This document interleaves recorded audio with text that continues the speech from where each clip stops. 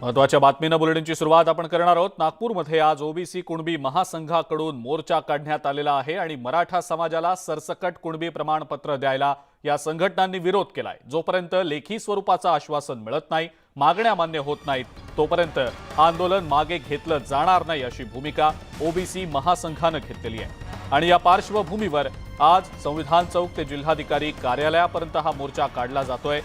यासाठी मोठ्या संख्येने ओबीसी बांधव मोर्चात सहभागी झाले आणि याच संदर्भातली अधिक माहिती आपण जाणून घेणार आहोत। आपले नागपूरचे प्रतिनिधी उदय तिमांडे सध्या आपल्या सोबत आहेत। उदय, हा खूप मोठा भव्य असा मोर्चा ओबीसी महासंघ कुणबी महासंघाकडून काढला जातो आहे आणि सरसकट मराठा समाजाला कुणबी प्रमाणपत्र द्यायला विरोध केला जातोय मोर्चाच्या माध्यमातून। उदय, काय नेमकं सांगता येईल याबद्दल? खरं तर याच मागणीला घेऊन गेले 9 दिवस जे आहे नागपूरच्या संविधान चौकामध्ये जे आहे ते साखळी उपोषण सुरू होतं आणि आज या साखळी उपोषणानंतर आज जिल्हाधिकारी कार्यालयावर या ओबीसी महासंघाकडून हा मोर्चा काढण्यात आलेला आहे। आपण पाहतो की या मोर्चामध्ये मोठ्या संख्येनं ओबीसी नागरिक जे आहेत ते सहभागी झालेले आहे। या मोर्चाचं जर वैशिष्ट्य सांगायचं झालं तर या मोर्चामध्ये सर्व पक्षीय नेते सहभागी झालेले आहे। मग त्यात भाजप असेल, काँग्रेस असेल आणि इतरही पक्षाचे नेते यात सहभागी झालेले आहे। बैलबंडीवर शेतकरी देखील या मोर्चामध्ये सहभागी झाले। नागपूर जिल्ह्यातला सर्व पक्षीय नेते इथे आहेत। आपल्यासोबत भाजपचे नेते आशिष देशमुख आहेत। भाऊ, खरं तर तुम्ही भाजपच्या ओबीसी आघाडीचे अध्यक्ष आहात। हा मोर्चा काढावा लागत आहे, सरकार अजूनही लेखी आश्वासन द्यायला तयार नाही। सर्व पक्षाचे लोक आपले पक्षीय पादत्राणे बाहेर काढून याच्यामध्ये सहभागी झाले आहे। फडणवीस साहेबांनी परवाच्या दिवशी ओबीसी समाजाला संपूर्णतः खात्री दिली आहे की कोण्याही प्रकारामध्ये ओबीसी मध्ये वाटे करू ते होऊ देणार नाही। आणि जेव्हा देशाचे पंतप्रधान हे ओबीसी आहेत, कोणत्याही पद्धतीने ओबीसीवर अन्याय होणार नाही। नक्कीच कुठल्याही पद्धतीनं सरकार अन्याय करणार नाही। आपल्यासोबत आमदार आहेत। मला सांगा, तुम्हाला वाटतं सरकारवर या सगळ्या मोर्चाचा, या ओबीसी आंदोलनाचा दबाव पडेल? निश्चितच या ओबीसी आंदोलनाचा सरकारवरती दबाव पडल्याशिवाय राहणार नाही।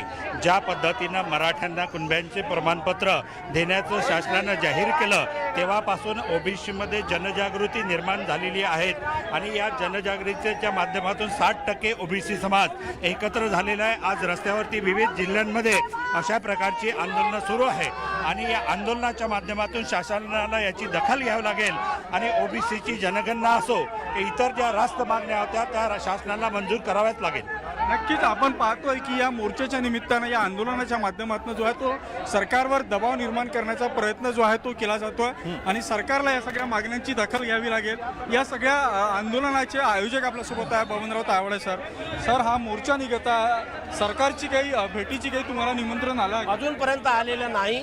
परवा उपमुख्यमंत्र्यांनी आम्हाला सांगितलं होतं की आम्ही तुम्हाला पुढच्या आठवड्यात चर्चेला बोलवू, परंतु अजूनपर्यंत तरी कुठलं निमंत्रण आलेलं नाही। पण तुम्हाला वाटतं सरकार या सगळ्या गोष्टींना सकारात्मक घेईल? त्यांना सकारात्मक घ्यावंच लागेल। पूर्ण महाराष्ट्रातला ओबीसी पेटून उठला आहे। आज राज्याच्या 3 जिल्ह्यामध्ये मोर्चे सुरू आहे, उद्या आणखी काही जिल्ह्यामध्ये होतील आणि आता संपूर्ण महाराष्ट्र पेटून उठले। नक्कीच आपण पाहतोय की या ओबीसी आंदोलनाची दखल जी आहे ती सरकारला घ्यावं लागेल। सरकार ही कधी दखल घेतं आणि कधी चर्चेसाठी बोलवतं आणि बोलवल्यानंतर जोपर्यंत लिखित आश्वासन देत नाही तोपर्यंत हे आंदोलन मागे न घेण्याची भूमिका जी आहे ती या संघटनांनी घेतलेली आहे। आज नागपूर जिल्ह्यातले 10,000च्या वरती जे आहे ते ओबीसी नागरिक या मोर्चामध्ये सहभागी झालेल्या संविधान चौकातून या मोर्चाची सुरुवात झालेली आहे आणि थोड्याच वेळात जिल्हाधिकारी कार्यालयात पोहोचून या मोर्चाची सांगता होईल। तिथे जिल्हाधिकाऱ्यांना जे आहे ते जिल्हाधिकाऱ्यांच्या मार्फत जे आहे ते सरकारला निवेदन दिलं जाणार आहे आणि लिखित आश्वासन भेटेपर्यंत हे आंदोलन अशाच पद्धतीनं या ओबीसी समाजानं सुद्धा आता अत्यंत आक्रमक भूमिका या सगळ्यामध्ये घेतलेली आहे। उदय, धन्यवाद, आपण ही जी सविस्तर माहिती दिली त्याबद्दल। नागपुरातल्या ओबीसींच्या मोर्चात मी ओबीसी कार्यकर्ता या नात्यानं सहभागी होणार असल्याचं विजय वडेट्टीवार यांनी स्पष्ट केलंय। सरकार ओबीसींच्या मागण्यांकडे दुर्लक्ष करत असल्याची टीका त्यांनी केली आहे। सरकार ओबीसींना घेऊन गंभीर नसल्याचा टोला सुद्धा वडेट्टीवार यांनी लगावलाय। ओबीसीच्या मागण्यावर सरकार गांभीर्यानं घेत नाहीये आणि अशा परिस्थितीमध्ये जनता आता ओबीसी समाज रस्त्यावर उतरतो आहे। म्हणूनच आजच्या निघणाऱ्या मोर्चामध्ये मी सहभागी होण्यासाठी जाणार आहे आणि मी समाजासोबत आहे। शासनाने त्वरित मागण्या ज्या पुढे ठेवल्या आहेत त्यावर चर्चा करावी आणि निर्णय घ्यावा. केवळ येऊन आश्वासन देण्याला अर्थ नाही, तर ठोस निर्णयाची अपेक्षा ओबीसी समाजाला आहे. धाराशिवमध्ये धनगर समाजाचा एसटी प्रवर्गात समावेश करून त्यांना आरक्षण द्यावं या मागणीसाठी हजारोंच्या संख्येनं धनगर समाज रस्त्यावर उतरला. आई तुळजाभवानी देवीला साकडं घालत धनगर समाजातल्या कार्यकर्त्यांनी तुळजापुरात हे आंदोलन सुरू केलंय. तर तिकडे अहमदनगरमध्ये मराठा समाजाला कुणबी प्रमाणपत्र दिलं जाऊ नये या मागणीसाठी सकल ओबीसी संघटनांनी आंदोलन करू असं जिल्हाधिकाऱ्यांना निवेदन दिलेलं आहे. मराठा समाजाला आरक्षण देण्याबाबत आमचा विरोध नाही, मात्र आमच्या आरक्षणात त्यांना वाटेकरी करू नये अशी मागणी यावेळेला आंदोलनकर्त्यांनी केलेली आहे.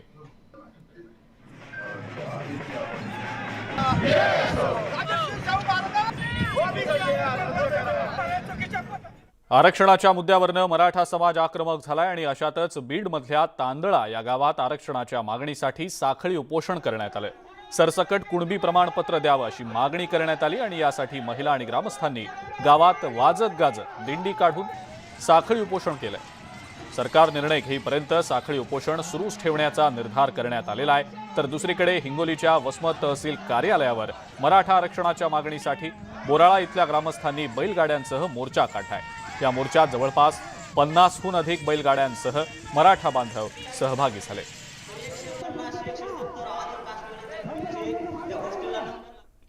धनगर आरक्षणाच्या मुद्द्यावर भाजपचे आमदार गोपीचंद पडळकर यांनी आता इशारा दिलेला आहे. आमचे प्रश्न संवादानं सुटतील ही अपेक्षा आहे, पण दिरंगाईमुळे आमच्या भावनांचा उद्रेक होऊ शकतो याची दक्षता घेऊन धनगर आरक्षणाची बैठक घ्यावी, अन्यथा महाराष्ट्रात सुद्धा जाट आंदोलनासारखं धनगर आंदोलन उभं होईल असा इशारा पडळकरांनी दिला आहे.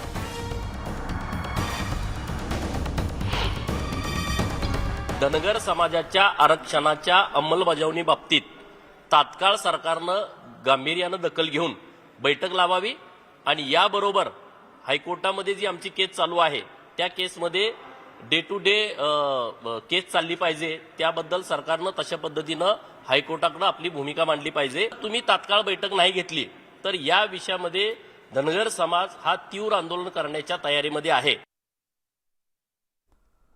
आजपासून संसदेच्या विशेष अधिवेशनाला सुरुवात झालेली आहे. 19 सप्टेंबरपासून नव्या संसद इमारतीतनं कामकाजाला सुरुवात होणार आहे. 19 सप्टेंबरला गणेश चतुर्थी आहे आणि हाच मुहूर्त साधत संसदेच्या नव्या वास्तूमध्ये कामकाजाचा श्री गणेशा होणार आहे. यावेळेला बोलताना पंतप्रधान मोदींनी हे अधिवेशन लहान पण वेळेच्या दृष्टीनं मोठं असल्याचं सांगितलं. या अधिवेशनामध्ये काही ऐतिहासिक निर्णय घेतले जाणार असल्याचं सुतोवाचही त्यांनी केलंय. तसंच या अधिवेशनात सगळ्या खासदारांनी सहभागी होण्याचं आवाहन पंतप्रधानांनी केलंय. रडण्यासाठी आणि तक्रारीसाठी बराच वेळ पुढे देखील आहे, पण कामकाजात सहभागी व्हा असं आवाहन त्यांनी केलं. ये सत्र छोटा है, लेकिन समय के हिसाब से ये बहुत बड़ा है. ऐतिहासिक निर्णयों का एक सत्र है.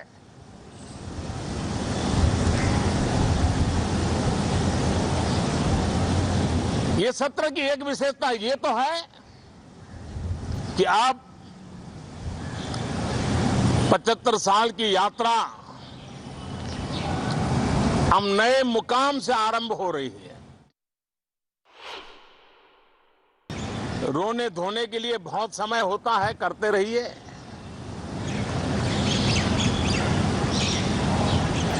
जीवन में कुछ पल ऐसे भी होते हैं जो उमंग से भर देते हैं, विश्वास से भर देते हैं. मैं इस छोटे सत्र को उस रूप में देखता हूं. मैं आशा करता हूं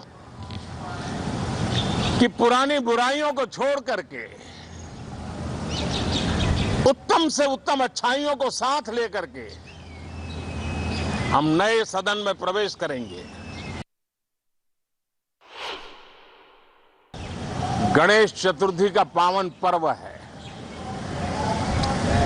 गणेश जी विघ्नहर्ता देवता माने जाते हैं. अब भारत की विकास यात्रा में कोई विघ्न नहीं रहेगा. निर्विघ्न रूप से सारे सपने, सारे संकल्प भारत परिपूर्ण करेगा और इसलिए गणेश चतुर्थी के दिन ये नव प्रस्थान नए भारत के सारे सपनों को चरितार्थ करने वाला बनेगा।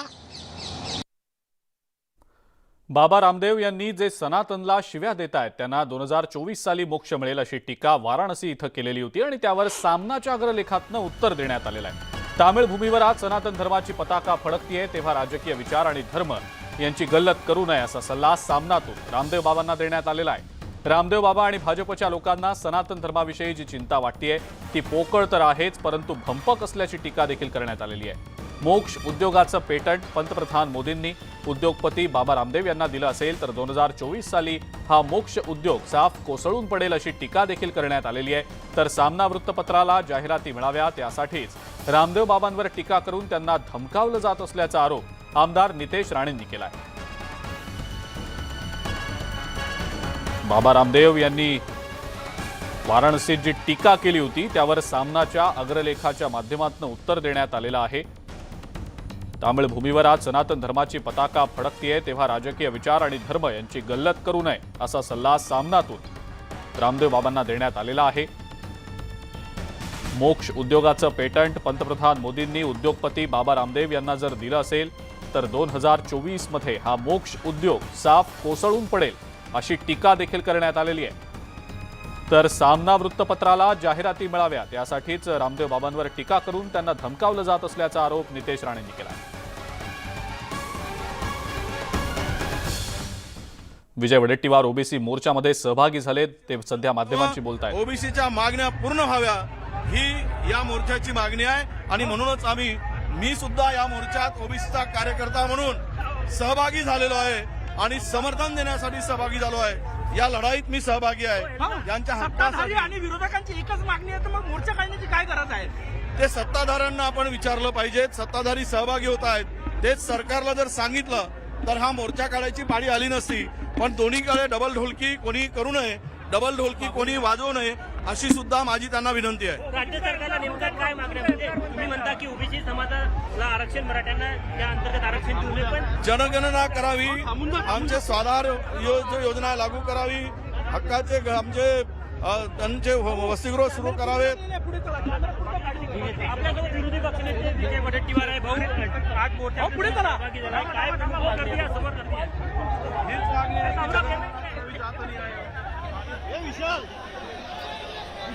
विजय वडेट्टीवार हे देखील आता या नागपूरमधल्या ओबीसी मोर्चामध्ये सहभागी झालेले आहेत। सर्वपक्षीय नेते या मोर्चात सहभागी झालेत आणि सातत्यानं ओबीसी समाजाकडून ही मागणी होतीये की मराठा समाजाला आरक्षण मिळावं ही त्यांची भूमिका आहे, पण ओबीसी कोट्यातनं हे आरक्षण दिलं जाऊ नये अशी मागणी सातत्यानं ओबीसी समाजाकडनं होतीये। आणि याच मागणीच्या अनुषंगानं राज्यभरात अनेक ठिकाणी ओबीसी समाजाकडनं मोर्चे काढले जात आहेत। हजारोंच्या संख्येनं ओबीसी समाजातले जे लोक आहेत, जे नागरिक आहेत ते या मोर्चांमध्ये सहभागी होत आहेत।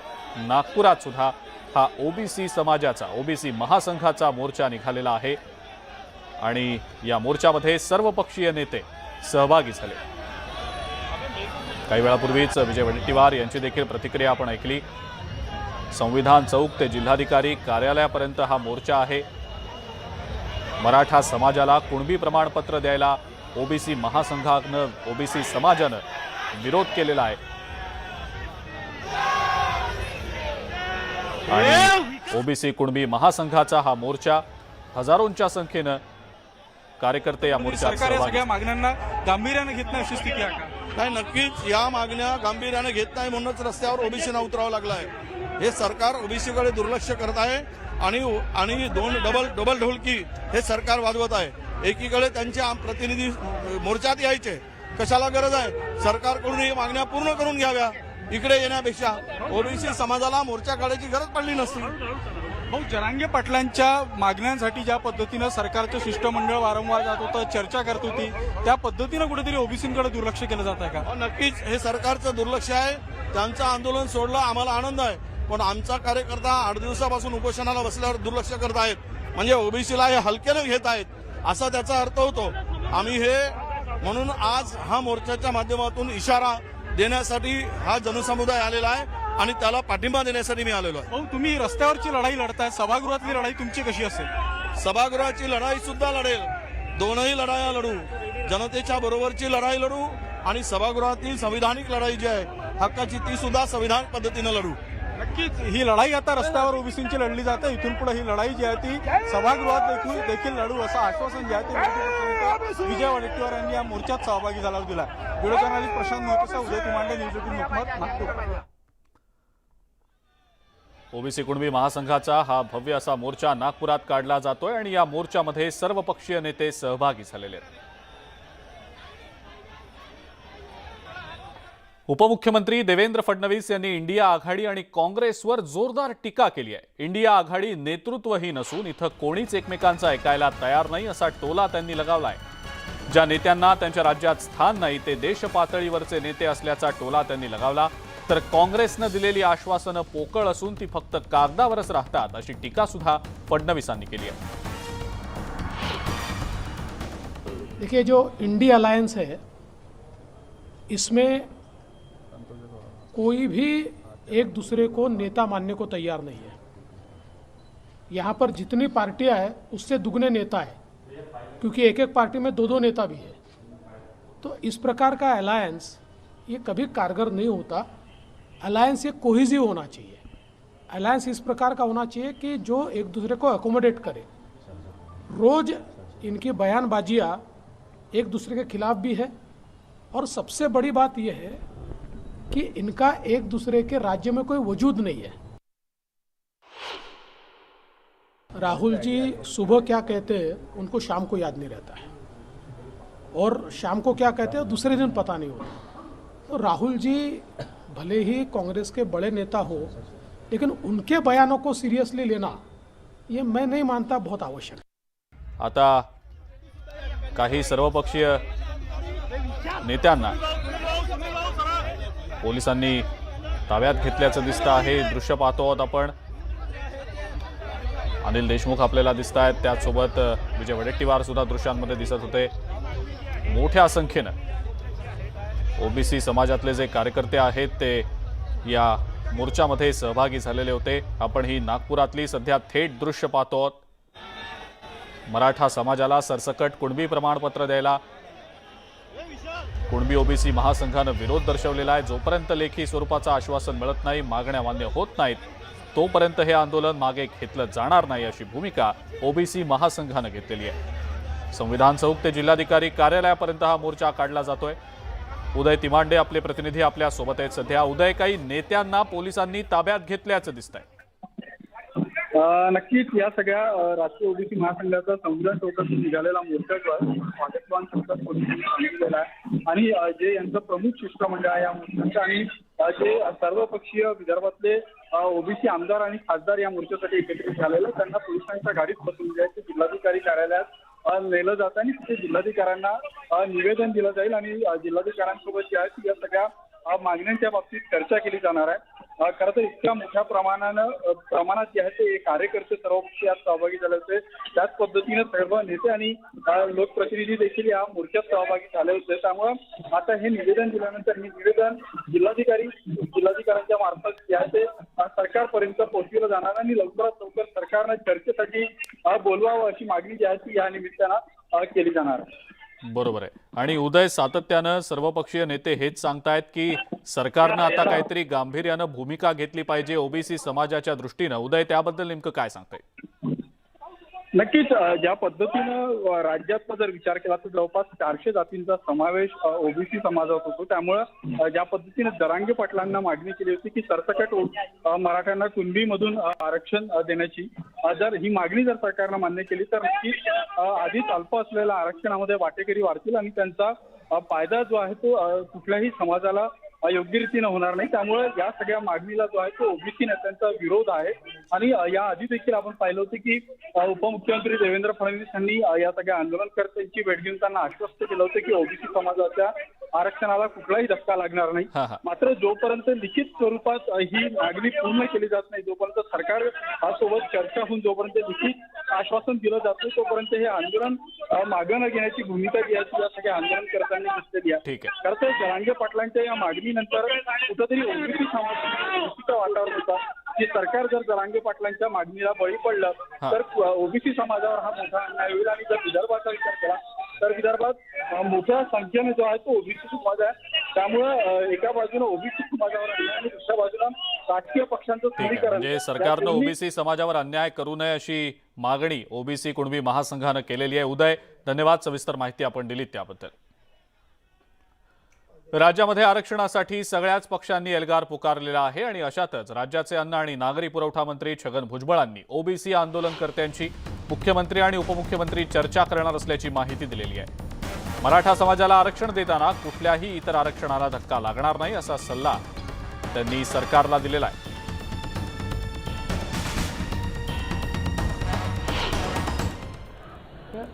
फडणवीस साहेबांनी सुद्धा जे आहे जो काही कायदा केला होता त्याच्यामध्ये 12-13% आरक्षणाची तरतूद मान्य केली होती हायकोर्टाने सुद्धा. ती सुप्रीम कोर्टाने तिथे अडचण निर्माण झाली. बरं, ही म्हणजे मागणी आमची आजची नाही, आमची मागणी यापूर्वीपासूनची आहे की मराठा समाजाला आरक्षण द्या, परंतु कुठल्याही दुसऱ्यांच्या आरक्षणाला, मग ओबीसी असेल किंवा शेड्यूल कास्ट असेल, शेड्यूल ट्राईब असेल, कोणाच्या आरक्षणाला धक्का लावू नका. वेगळं त्यांचं आरक्षण जे आहे त्यांना अवश्य द्या. चिखलदरा इथं जात असलेल्या पर्यटकांची कार 200 फूट खोल दरीत कोसळून भीषण अपघात झालाय, ज्यामध्ये 4 जणांचा मृत्यू झालाय तर 4 जण गंभीर जखमी झालेत. तब्बल 8 तासानंतर 4 मृतदेह बाहेर काढण्यात आले असून जखमींना रुग्णालयात दाखल करण्यात आलंय. हा अपघात परतवाडा ते चिखलदरा या मार्गावर मोथा या गावाजवळ घडलाय. कार चालकाचं वाहनावरचं नियंत्रण सुटून कार दरीत कोसळल्याचं सांगितलं जात आहे. अपघातग्रस्त कारमधले प्रवासी हे तेलंगणाच्या आदिलाबाद इथले रहिवासी होते. फतरा आहे ना, फतरा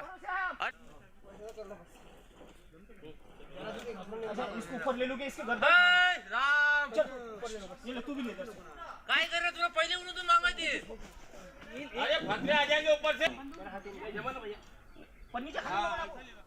चांदवडच्या नमोकार तीर्थक्षेत्रासमोर मुंबई आग्रा महामार्गावर कार आणि कंटेनरचा भीषण अपघात झालाय. या अपघातात कारमधल्या 4 जणांचा मृत्यू झालाय. कारमधील सगळे प्रवासी नाशिकहून धुळ्याच्या दिशेने जात होते. मृतांमध्ये धुळ्याचे नगरसेवक किरण अहेरराव यांचा समावेश आहे.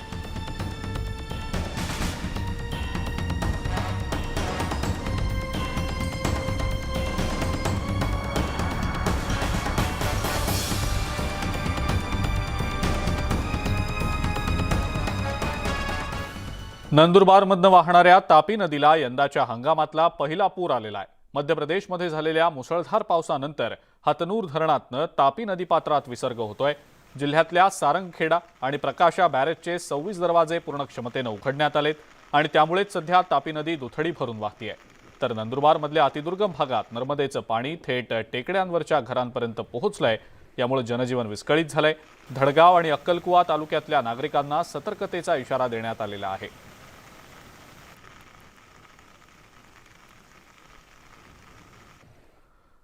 तापी नदीवरच्या सारंगखेडा पुलाला पडलेलं भगदाड मोठ्या प्रमाणावर ढासळत असल्याचं चित्र दिसतंय. प्रशासनानं सतर्कता दाखवत या पुलावरची वाहतूक बंद करून ते इतर मार्गाने वळवलेली आहे.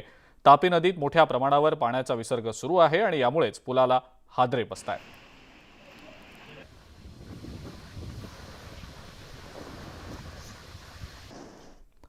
आणि यानंतर एक ब्रेकिंग न्यूज आपण पाहणार आहोत. आज संध्याकाळी 6:30 वाजता केंद्रीय मंत्रिमंडळाची बैठक होणार आहे. पंतप्रधान नरेंद्र मोदी यांच्या अध्यक्षतेखाली ही बैठक होतीये. अधिवेशनाच्या पहिल्याच दिवशी कॅबिनेटची ही बैठक बोलावण्यात आलेली आहे. मंत्रिमंडळाच्या या बैठकीमध्ये काही महत्त्वाचे निर्णय घेतले जाण्याची शक्यता आहे. अधिवेशनामध्ये काही महत्त्वाची विधेयकं सरकारकडनं मांडली जाण्याची शक्यता व्यक्त होतीये. या अनुषंगानं या कॅबिनेट बैठकीमध्ये काही ठोस निर्णय घेतले जातात का हे पाहणं महत्त्वाचं ठरणार आहे.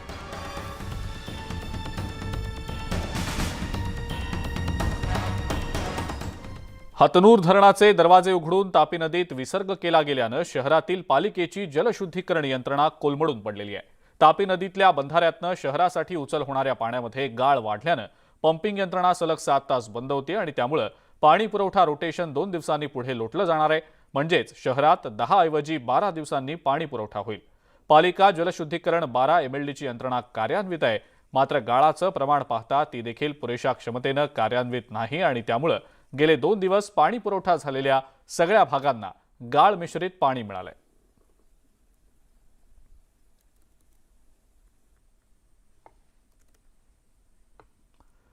गेले 2 दिवस उरात धडकी भरवणाऱ्या भंडाऱ्यातल्या वैनगंगेचा पूर आता अखेर ओसरलाय आणि या पुरामुळे भंडाऱ्यात हाहाकार माजलाय।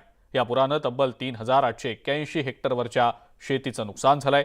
मात्र या पुरामुळे जिल्ह्यातील 163 घरं आणि गोठ्यांचं नुकसान झाल्याची नोंद प्रशासनानं केलेली आहे।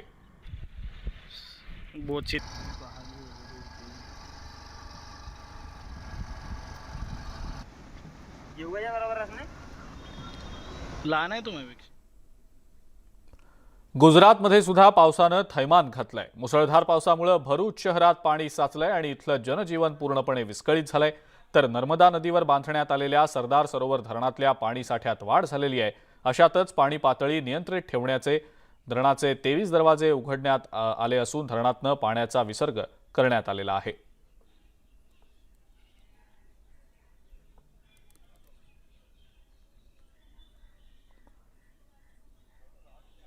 गुजरातमध्ये पावसानं थैमान घातलं असून भरूच शहरात मुसळधार पावसामुळे सगळीकडे पाणी साचलेलं आहे। त्यामुळे इथलं जनजीवन देखील विस्कळीत झालेलं आहे।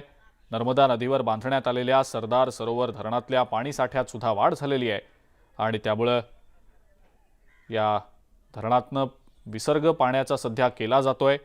पाणी पातळी नियंत्रित ठेवण्याचे प्रयत्न देखील सुरू आहेत। धरणाचे 23 दरवाजे उघडले गेलेत आणि या धरणातनं सध्या मोठ्या प्रमाणावर पाण्याचा विसर्ग सुरू आहे।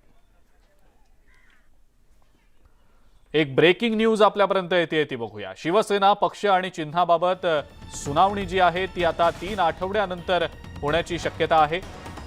राज्यातल्या सत्ता संघर्षावरची सुनावणी ही पुढे ढकलली गेल्याचं दिसतं आहे।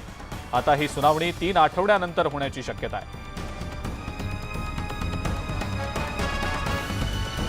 शिवसेना पक्ष आणि चिन्हाबाबत आता 3 आठवड्यानंतर सुनावणी होण्याची शक्यता आहे।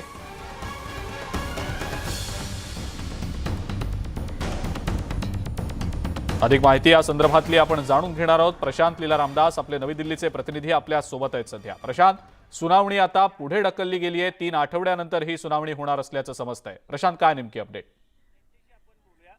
माझ्यासोबत ॲडव्होकेट राज पाटील आहे, त्यांना थेट विचारूया। ज्या पद्धतीने माहिती मिळाली की आता नुकतीच सुनावणी सुरू झाली आणि त्यांनी मागितली, कपिल सिब्बलनी काही वेळ मागून घेतलाय, तर सुनावणी पुढे ढकलली अशी चर्चा आहे। काय वास्तव? माननीय सर्वोच्च न्यायालयात उद्धव ठाकरे गटाकडून कपिल सिब्बल हे अपियर झालेले आहेत। त्यांनी माननीय सर्वोच्च न्यायालयाला वेळ मागितला आणि माननीय सर्वोच्च न्यायालयाने नॉन मिसलेनियस डेला म्हणजेच मंगळवार, बुधवार, गुरुवार ह्या दिवसामध्ये ही 3 आठवड्यानंतर मॅटर लिस्ट होईल आणि पुन्हा एकदा त्यावर सुनावणी होईल, जे की शिवसेनेचा धनुष्यबाण आणि पक्षाच्या नावासंदर्भात ते मॅटर आहे। आता दुसरा मॅटर माननीय सर्वोच्च न्यायालयात त्याच मुद्द्यावर चालू आहे। दुसरं मॅटर आहे जे की स्पीकरच्या संदर्भात माननीय विधानसभा अध्यक्ष आणि सुनील प्रभू जे मॅटर आहे ते मॅटर आता सध्या माननीय सर्वोच्च न्यायालयात त्याची सुनावणी चालू आहे। म्हणजे सध्या सुनावणी सुरू आहे। महत्वाचं म्हणजे जर बघितलं यामध्ये तर 2 या पद्धतीने माहिती मिळते की भारताचे सरकारची धनंजय चंद्रचूड यांना स्पष्ट विनंती करण्यात आली, स्पष्ट मागणी करण्यात आली। खास करून ही मागणी होती ॲडव्होकेट कपिल सिब्बल यांच्या वतीनं आणि कपिल सिब्बलनी जी मागणी केली होती त्यावर त्यांनी मागणी केली की आम्हाला आमची बाजू मांडण्यासाठी अतिरिक्त वेळ मिळविण्याची गरज आहे। त्यावरती सरन्यायाधीशांनी स्पष्ट केलं की या संदर्भात जर बघितलं तर मिसलेनियस डे असतात, ज्या दिवशी जास्त कामकाज नसतं। साधारणतः जर बघितलं आपला शुक्रवार जो आहे हा मिसलेनियस डे असतो, तर ज्या दिवशी मॅटर ऍडमिट होतात तर त्या साधारणतः दिवशी सुनावणी घेण्यात यावी, कारण की आपल्याला जर विस्ताराने बाजू मांडायची असेल तर या संदर्भात कोर्टाने म्हटलं की 3 आठवड्यानंतर आपल्याला पुन्हा एकदा संधी देऊ आणि ही जी याचिका आहे आम्ही त्या दिवशी सूचीबद्ध करू। याचा अर्थ असा होतो की आता 3 आठवड्यानंतर खास करून शिवसेना पक्ष चिन्ह आणि सोबतच शिवसेना हे नाव या दोन्ही संदर्भात सुनावणी होण्याची शक्यता आहे। दुसरं महत्वाचं म्हणजे जर बघितलं आपण तर सध्या आता 16 आमदारांच्या अपात्रतेच्या संदर्भातली सुनावणी सध्या सुरू आहे। बरं प्रशांत, धन्यवाद। सविस्तर माहिती आपण दिलीत त्याबद्दल आणि या संदर्भातले अपडेट सातत्यानं आम्ही तुमच्याकडनं जाणून घेणारच आहोत। एका छोट्याशा ब्रेकची वेळ झालेली आहे, लगेचच परत येतोय। बघत रहा न्यूज 18 लोकमत।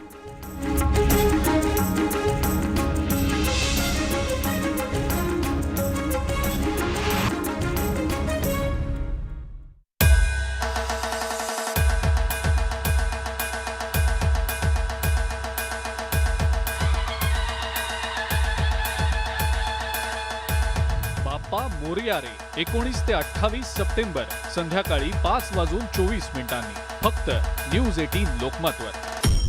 ब्रेकनंतर आपल्या सगळ्यांचं पुन्हा एकदा स्वागत. उत्तर भारताला सर्वाधिक टोमॅटो निर्यात करणाऱ्या जुन्नर बाजार समितीच्या नारायणगाव उपबाजारात टोमॅटो उत्पादक शेतकरी चांगलेच आक्रमक झाले. निषेध सभा घेत शेतकऱ्यांनी सगळे टोमॅटो रस्त्यावर फेकून देत सरकारचा निषेध केलाय. टोमॅटोला आता मातीमोल दर मिळत असल्यानं शेतकरी आक्रमक झालेत. एरवी कांद्याची निर्यात करणारं सरकार टोमॅटोबाबत का निर्णय घेत नाही असा सवाल या सगळ्या शेतकऱ्यांनी उपस्थित केलाय.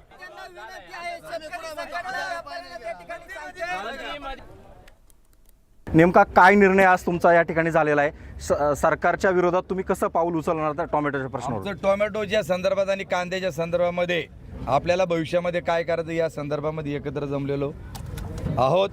आणि आमचं म्हणणं असं आहे का टोमॅटोचे बाजार वाढले म्हणून तुम्ही खाणाऱ्यांकरता 80 रुपये किलोनी टोमॅटो विकले. आमचं म्हणणं आहे की का आमचा टोमॅटो तुम्ही 25 रुपये किलोनी तरी त्या ठिकाणी राज्य आणि केंद्र सरकारने खरेदी केला पाहिजे. आणि कांद्याच्या संदर्भामध्ये देखील 24 रुपये 10 पैशाने हा त्यांनी कांदा खरेदी करण्याचा निश्चित दर ठरवला होता. पण आज एक देखील कांदा कोणाचाही 24 रुपये 10 पैशाने खरेदी केला जात नाही. तुम्ही तर संचालक आहात या बाजार समितीचे, तरी सुद्धा या आंदोलनात उतरलात. संचालकाच्या अगोदर मी शेतकरी पण आहे. कोणत्याही राजकीय पक्षाचा किंवा कोणत्याही एखाद्या सहकारी संस्थेचा सभासद असण्या अगोदर मी शेतकरी आहे आणि शेतकऱ्यांची दुःख आपण सगळेजण बघतोय. त्याच्यामुळं शेतकऱ्यांचा प्रतिनिधी म्हणून मी या ठिकाणी आहे. मागच्या 28 तारखेपासून टोमॅटोचे जे बाजार अजिबात कोसळलेत, म्हणजे मजुरीसुद्धा तोडायलासुद्धा क्रेट परवडत नाही. पण अशात देखील नाईलाज म्हणून केवळ शेतकरी येतोय. स्वतःचं एक क्रेट या ठिकाणी फेकून दिलंय आणि ते आक्रमक सुद्धा झालेलं आहे. नेमकं या व्यापाऱ्याचं कितीने तुमची खरेदी केली, तुमची आक्रमकता काय? 60 रुपये लाव म्हणलं तरी 60 रुपये लावे ना. Video Smita Shinde sir, Raichand Shinde, news 18 Lokmat, Narayangaon.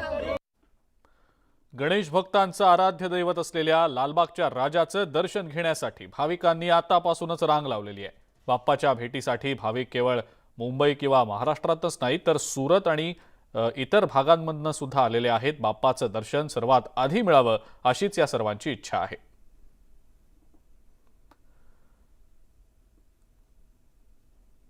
लालबागच्या राजाचं दर्शन घेण्यासाठी म्हणून भाविकांनी आतापासूनच रांगा लावायला सुरुवात केलेली आहे.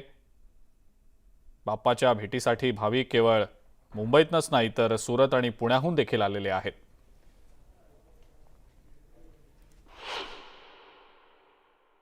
महोत्सव गणेशोत्सवाला उद्यापासून सुरुवात होते आहे. जगभरातील गणेश भक्तांचं आराध्य दैवत बनलेल्या लालबागच्या राजाच्या दर्शनाची ओढ सर्व गणेश भक्तांना लागलेली आहे. पहिल्याच दिवशी पहिल्यांदाच आपल्या लालबागच्या राजाचं दर्शन मिळावं अशी अपेक्षा सर्व गणेश भक्तांची आहे. काही गणेश भक्त तर कित्येक दिवस आधीपासूनच लालबागच्या राजाच्या दर्शनासाठी दर्शन रांगेमध्ये उभे आहेत. सगळं दिलं आहे, पण आपली एक दरवर्षी आम्ही येतो. 10-12 वर्षांनी आमचा ग्रुप येतो. आते हैं ऐसे नहीं कि कुछ चाहिए इसके लिए आते हैं, मगर ट्रस्ट है. गणेश उत्सव तो कल से चालू हो रहा है, तो इतने दिन पहले हम लोग हमेशा हर साल ऐसे ही करते हैं. 15-16 साल हो गया है. हम लोग 15-16 ईयर से सब लोग एक साथ ही हमारा ग्रुप. आधीपासून कोणी एक आठवडा आधीपासून, कोणी 4-5 दिवस आधीपासून, तर काल रात्रीपासून सर्व इथे आलेले आणि कोणी मुंबईतले आहेत तर कोणी सुरतवरनं देखील आलेले आहेत, काही जण पुण्यावरनं देखील आलेले आहेत. एवढी मोठी लालबागच्या राजाच्या वरती श्रद्धा असलेले सगळे भाविक जे आहेत ते लालबागच्या राजाच्या दर्शनाला दरवर्षी आपल्याला इथे येताना पाहायला मिळत आहेत. आणि उद्यापासून महाराष्ट्राचा हा महाउत्सव जेव्हा सुरुवात होईल तेव्हा हे सगळे भाविक जे आहेत त्यांना इच्छा आहे की पहिल्या दिवशी मला लालबागच्या राजाचं दर्शन मिळावं, म्हणूनच त्यांनी इतके दिवस आधीपासूनच लाईन लावलेली आपल्याला इथे पाहायला मिळते आहे. व्हिडिओ जर्नलिस्ट राजेश उदय जाधव, न्यूज 18 लोकमत, मुंबई. लाडक्या बाप्पाचं आगमन आता अवघ्या काही तासांवर येऊन ठेपलेलं आहे. लाडक्या बाप्पाचं वाजत गाजत स्वागत करण्यासाठी सगळे कोकणवासीय सज्ज झालेत. बाप्पाच्या आगमनापूर्वी बाजारपेठांमध्ये देखील उत्साह आहे. पूजेसाठी लागणारी फुलं, फळं तसंच इतर साहित्याच्या खरेदीसाठी गणेश भक्तांची बाजारपेठांमध्ये अलोट गर्दी झालेली आहे.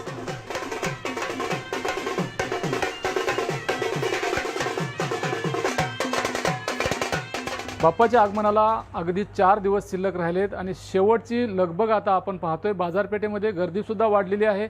दुसरीकडे मूर्तिकारांची लगबग आपण पाहतोय. शेवटचा हात मूर्तीवरून फिरवण्याचं काम आता सुरू आहे. दिवस रात्र हे काम सुरू आहे.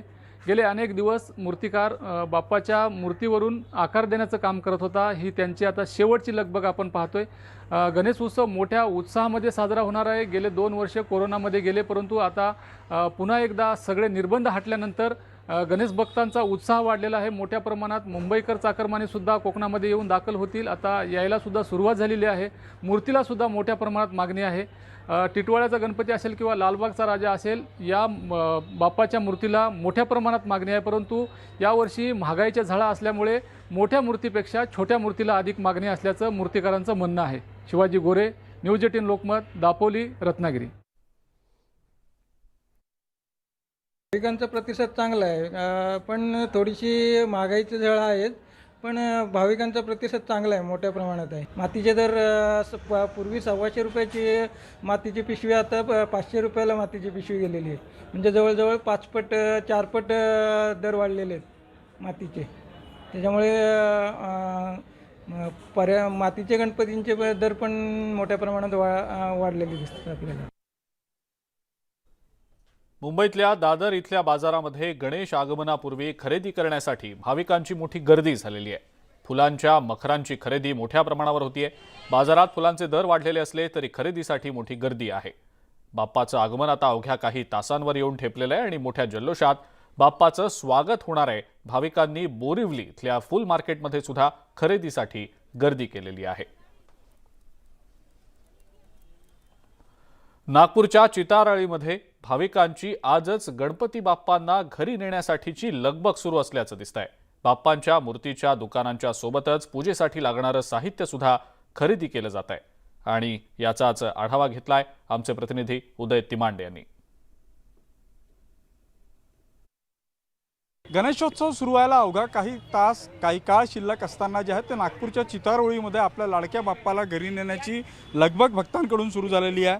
आणि आपण पाहतोय की आपल्या आवडीचा बाप्पा पसंत करून जे आहे ते बाप्पांना घरी नेण्यासाठी जे आहे ते इथं सकाळपासून गर्दी झालेली आहे. या चितारोळीमध्ये जे आहे ती गणपती मूर्तिकारांची एक प्रसिद्ध ही ओळ आणि इथे जे आहे ते विविध आकारांच्या आणि विविध रंगांच्या मूर्ती साकारल्या जातात. काही भक्त आपल्यासोबत आहे. वर्षभर तुम्ही बाप्पांची प्रतीक्षा केली, अखेर बाप्पा तुमच्या हातात आलेला आहे, काय आनंद आहे? अत्यंत आनंद होत आहे. ते जेव्हा जेव्हा येतात तेव्हा ते आम्हाला खूपच आनंद होतो आणि ते जितके दिवस आमच्याकडे राहतात, 10 दिवस आमच्याकडे असतात, तर त्या कालावधीमध्ये आमचे फार दिवस अत्यंत आनंदाचे आणि मजेत जातात. नक्कीच आनंदाचे आणि मजेचे दिवस असतात. ज्यावेळी तुम्ही बाप्पाच्या मूर्तीची निवड करता त्यावेळी काय प्रामुख्याने पाहता, कुठल्या गोष्टींना पसंती देतात? आम्ही त्यांचे डोळे एकदम छान दिसणारे आणि वर्षभर आम्ही प्रतीक्षा करत असतो की बाप्पा येणार आहेत.